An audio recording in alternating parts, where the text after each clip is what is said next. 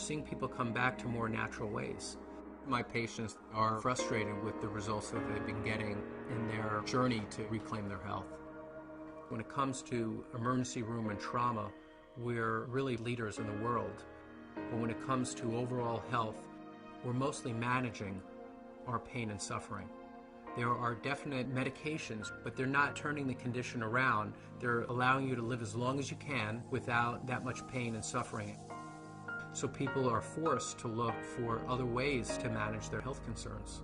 They're asking the question, is it possible for me to turn the clock back and go to the point in my life where I wasn't sick? Could be 5 years ago or 10 years ago, at that point where their bodies hadn't broken down yet.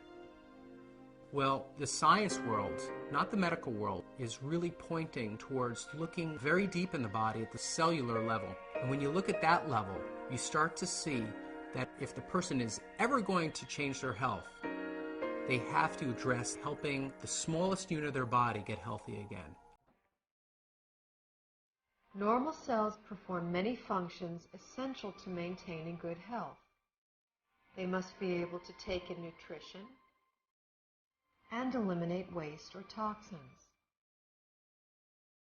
Normal cells must defend themselves from intruders like unfriendly bacteria, fungi, viruses, and free radicals, and repair the damage done by them. In addition, cells must work together as a team, communicating with other cells to achieve optimal organ and immune system function.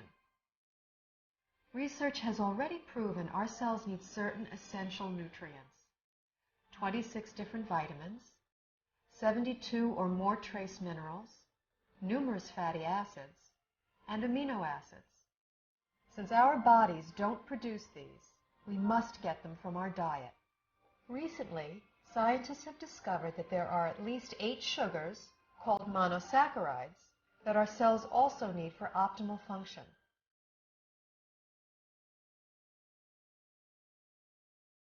Inside cells, these sugars combine with protein strands and form complex structures called glycoforms. The exterior of a healthy cell is covered with a dense forest of these glycoforms. Glycoforms can exchange infinite combinations of information depending on their shape and charge.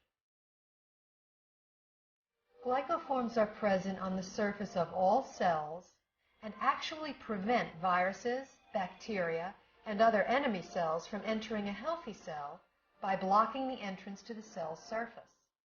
Glycoforms can hold on to an enemy cell until an immune system cell can arrive to destroy it. Healthy immune system cells can also accurately identify normal cells and not interfere with their function. Cells covered with glycoforms enable clear and accurate cell-to-cell and system-to-system communication, creating an information superhighway within the body. Glycoforms play a vital role in every human physiological process: immune system response, tissue regeneration, cell replication, growth, and structural stability. They are even responsible for the attraction of sperm cells to an egg cell surface to foster fertilization. When a cell does not receive the nutrition it needs, it cannot produce energy, and it really loses its function. Healthy cells don't function optimally without glyconutrients. That's all there is to it. We now know how important these 8 sugars are to human health. The problem is, only 2, glucose and galactose, are readily available in our modern diets. A fraction of these other 6 sugars can be gotten through diet, but modern agricultural methods, food processing, widespread use of toxic pesticides and chemical fertilizers have all but eliminated them from our food supply. It's only really been since a little before World War II that what we now call conventional methods, that's fertilizer and pesticides, even came into being. What was conventional farming for thousands of years, we're calling alternative farming and organic farming, and what we're calling conventional is actually a new experiment. The connection of healthy soil to healthy plants and to healthy people cannot be underestimated. Most farmers don't use organic fertilizer because of the economics. The government farm programs reward the use of conventional fertilizers. And then also many farmers grow for big agribusiness companies. When you're dealing in mega farms, the ideal crop is to pick the entire crop one day, get the pickers out of the field, get the money out, plow it down and put another crop in. That's like the perfect scenario. Crops are selected for uniform maturity and the ability to harvest quicker than they should. And that makes a huge difference in the protein content and the nutrient content. Optimally, you want the fruits and vegetables to stay on the vine or on the tree or on the plant for as long as possible, because in those last few days before ripening is when the essential sugars are brought to the fruit or vegetable. Everything that is not picked at its peak, everything that is shipped any length of time begins to lose its nutritional value. The nutrients actually start to oxidize. And once a vegetable turns a little brown or it's rusting, then it's going to cause free radical damage in your body. In addition, if something comes from a very long distance, it can have bacteria on it that your body is unfamiliar with. Generally speaking, the organic produce is much healthier, has a higher nutrient rate than the commercially grown vegetable. This whole thing of organic versus conventional, there's so few people that eat organic.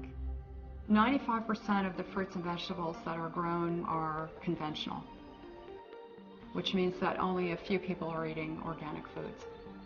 What I have my patients do is eat as many fruits and vegetables as you can, wash them, and assume that you're getting about a third of their phytonutrient value. I compared nutritional content of food from 1982 with what statistics are for 1999. I was amazed at the nutrient decline in many fruits and vegetables. Overall, it was an average 25% decline in nutrition across the board. That is staggering. It's shocking.